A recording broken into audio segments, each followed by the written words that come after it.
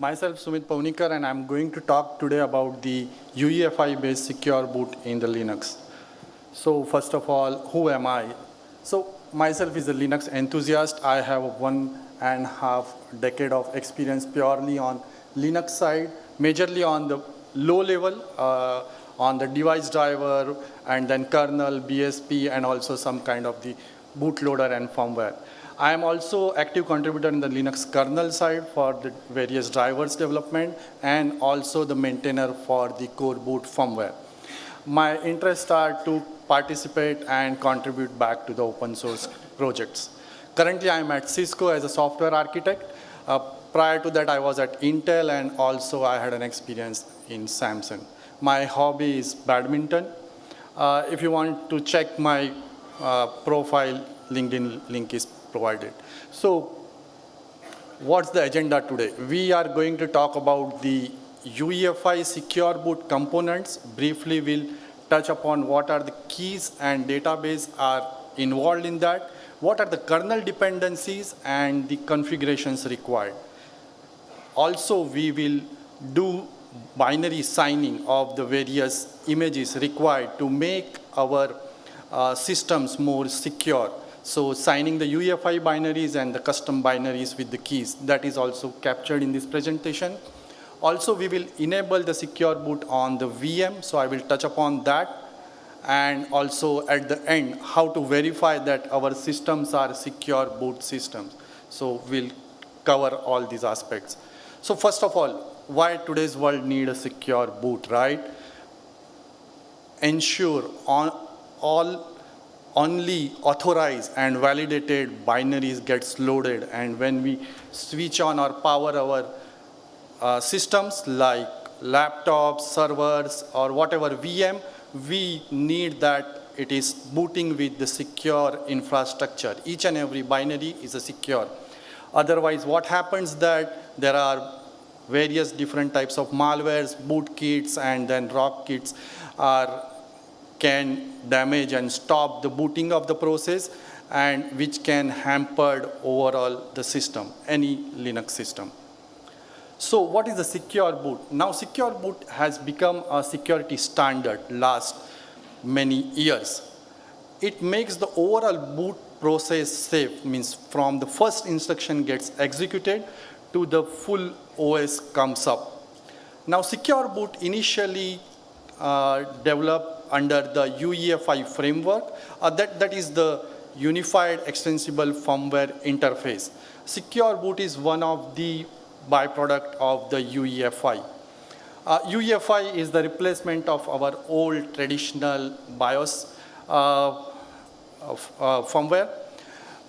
Secure boot establishes the root of chain. So every module from the hardware to the software binaries are validated and creates the kind of a complete root of trust. There are many components are involved. We'll talk on that, but the trusted boot chain has been developed from the first code gets executed till the last OS comes up on the system. Now, this is the flow of the complete chain of trust, right? We talk about it is the boot process. In boot process, what are the components are involved, and each and every components are like secured. So what happens here, each and every binary validates the next binary with the digital signature keys, and once it is verified and authenticated, it allows to execute the next binary. So that is the kind of a chain of trust is being developed during the boot process. We'll go deep dive in each and every module next.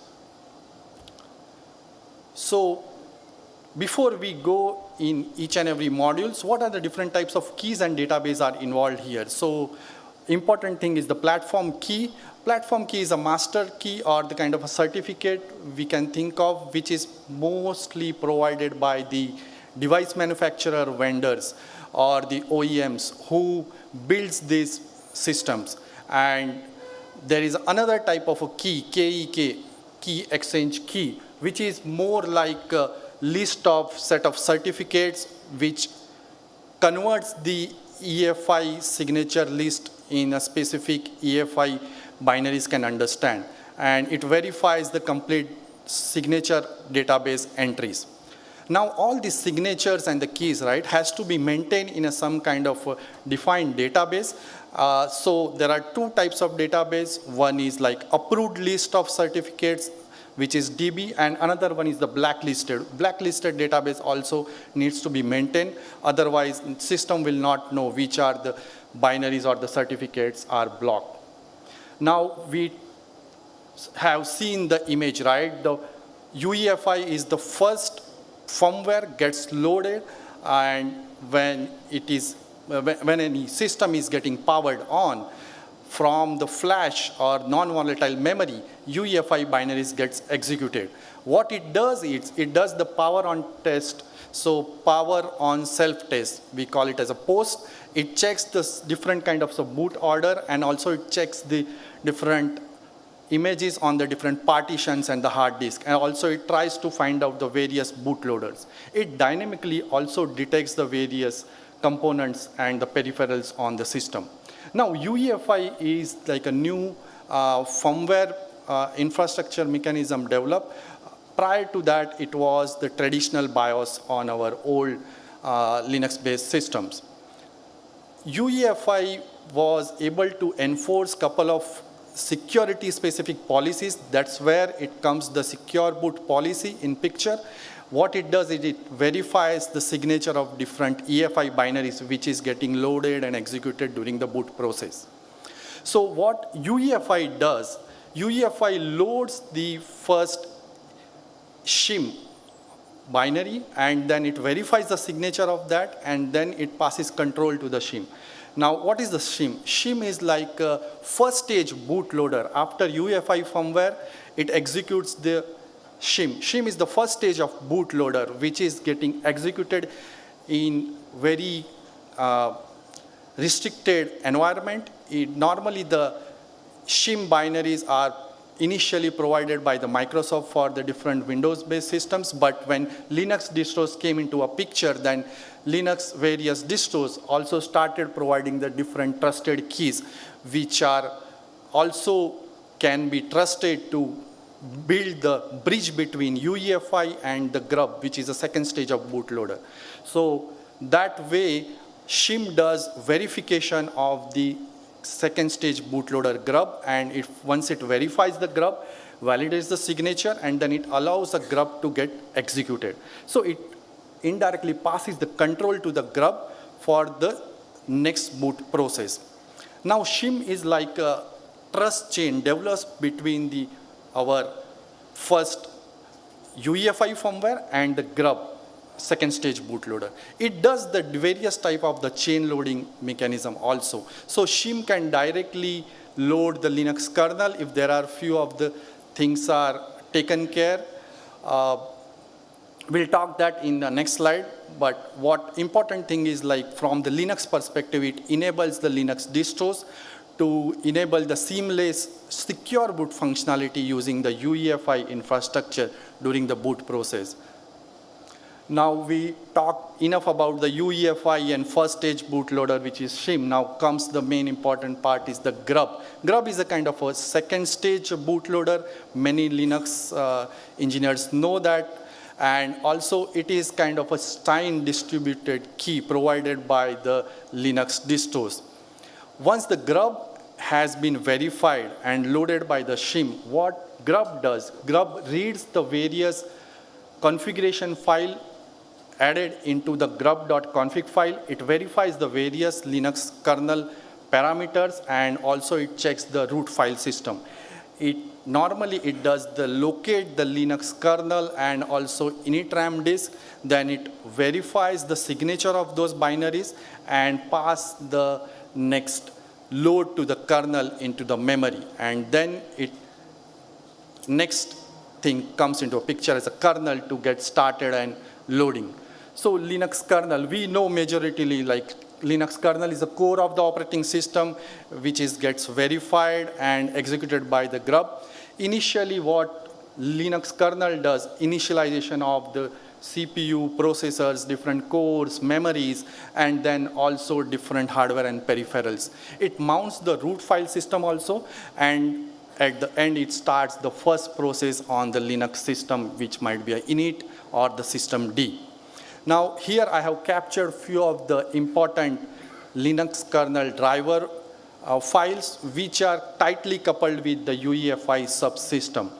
What these drivers specifically under firmware directory does, it registers the EFI subsystem with the firmware subsystem, which was a bridge between the UEFI and EFI subsystems, and also it adds the capability of EFI variables to pass and validate at the last user terminal what are the EFI supported features are available. So this Linux kernel driver framework is provided to get the infrastructure and get connected between the EFI and the firmware subsystems.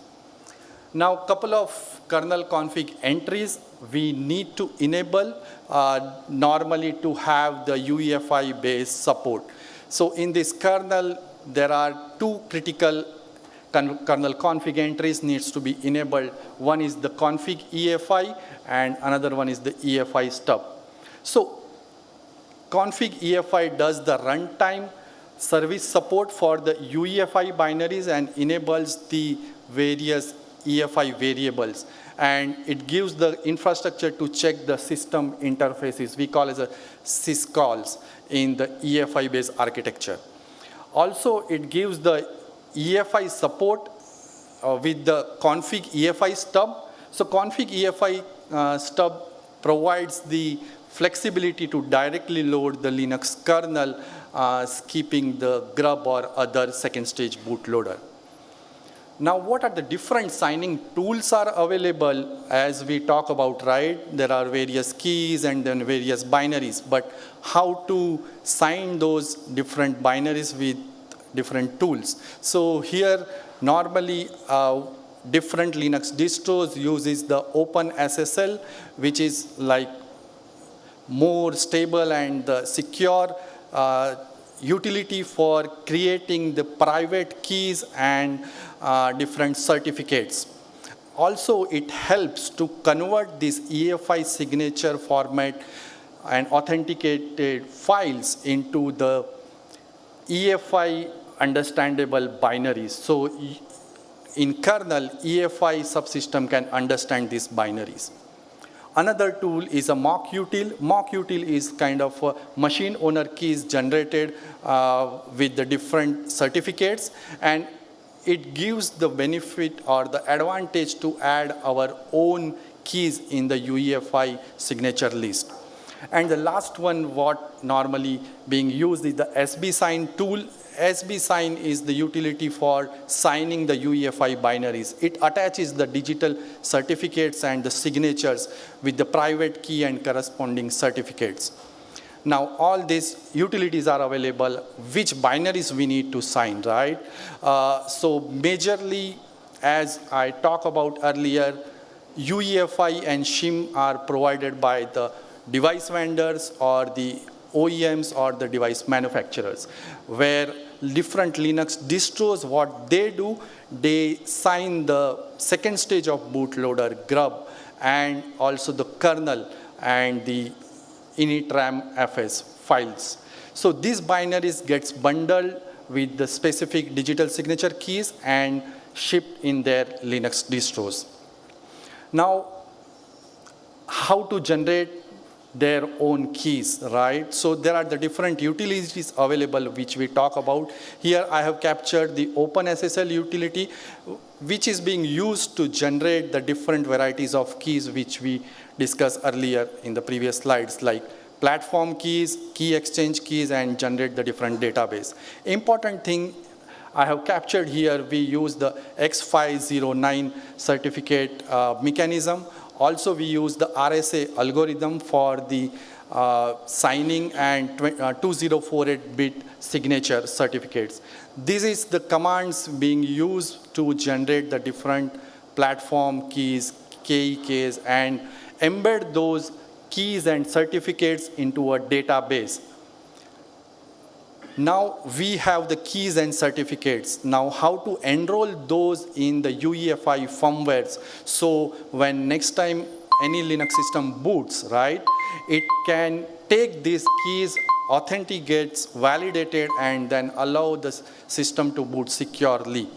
So normally command is being used as a mock util with the certificates provided with the different types of database and platform keys. When this mock util commands being executed, it gives the prompt to set the specific password. These are the passwords can set by the individual owners or the Linux distros. Now we have created the keys. Now how to flash those on the system and what are the different binaries are required, right? So as we talk about, we need GRUB binaries. This is a second stage bootloader, and the kernel image. Normally on the Linux, it is a VM Linux kernel, and also if required, the init ramfs. So these are the SB sign command being used to create this binary image and sign this binary image with the specific keys, db.key, and the certificates, db.certificate. This got embedded into the final binaries of the second stage bootloader GRUB and also in the kernel VM Linux. Now we have these binaries available. These binaries get stored at specific path folder which is called as a boot EFI, and when this next time the Linux system boots, it takes the GRUB binary from that path, and also the VM Linux has been picked from that path. Also different Linux distro vendors signs the init ramfs as well to make sure the complete file system coming up perfectly. Now there is also a note that few of the graphics and virtual machine drivers doesn't come out of the box from the kernel modules, so sometimes we need to sign those specific kernel drivers and modules and bundled with the final VM Linux image. Now we have the binaries and everything available. Now how to make them come into a picture when next time it boots, right? So we have loaded the signed binaries. Now when we reboot the system, enable the secure boot settings, or if it is already enabled, how to check which are the keys and certificates being used. So I have given the path here, like under UEFI setup, under security, under secure boot, you can go and check if the secure boot option is enabled or not and what type of keys they are using. Also at the same time, when you are adding a new certificate or the key, you need to provide the same password which you have given while creating or signing the binaries, right? Using the Mac utility. So you have to provide the same password here as well. This makes complete system secure for all the 4 stages of boot process, but make sure these are like normally done by the Linux distros. Individual Linux engineers or the geeks can play around with this, but it is not highly recommended because it might break your system and it might not boot as well. So that's the caution you have to follow. Now we have the normal Linux systems. I'm touching upon the few points here for the VM creation also. So normally the virtual machines are also many people are using, right? Now the trend is changing that we are going to the VMs, Kubernetes, and many other things. So also need to make sure whatever the VMs we are loading, those are also secured while it is loading on the host system. So couple of prerequisite utilities I have captured here. What specifically I'm talking about here, specifically on the QEMU-based KVM. The dependencies are for creating the VM with the secure boot feature enabled is OVMF, which is like Open Virtual Machine Framework. Package needs to be installed on x86 based host and need to enable the UEFI support under firmware for specific QEMU-based KVM hypervisor. So I have given this command here with word install utility. We can run this simple command and create the VM we have a restricted time, but I had a plan to give a demo, but that's fine. You guys can run this command and create your own VM. Important thing to note here that is the last argument provided. It is --boot with UEFI, which is required to launch and create the VM with UEFI-based firmware support.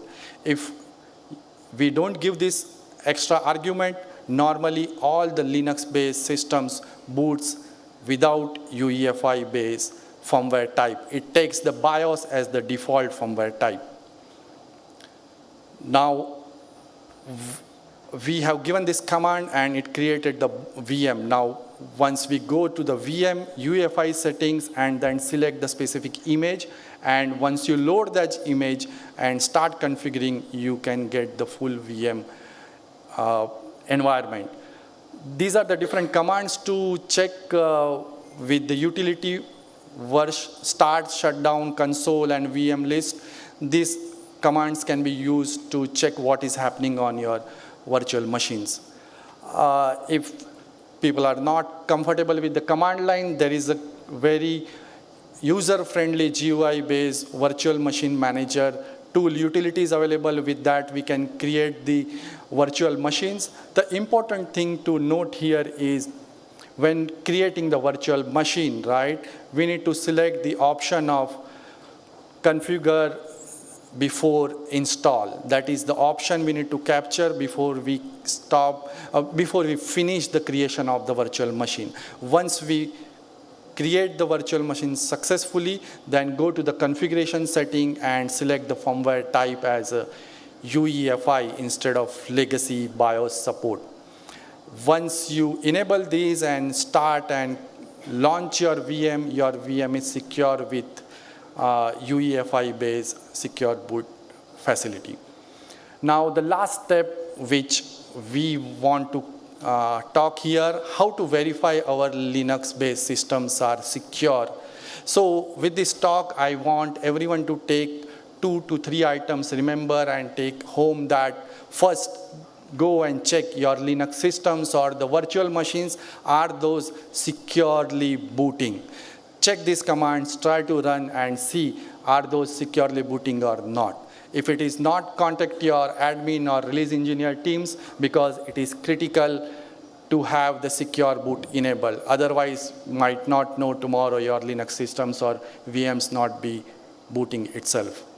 With this, I complete my presentation. There are reference links are provided for this material, and I will be available after this talk if someone has any detailed question or the implementation for this. Thank you.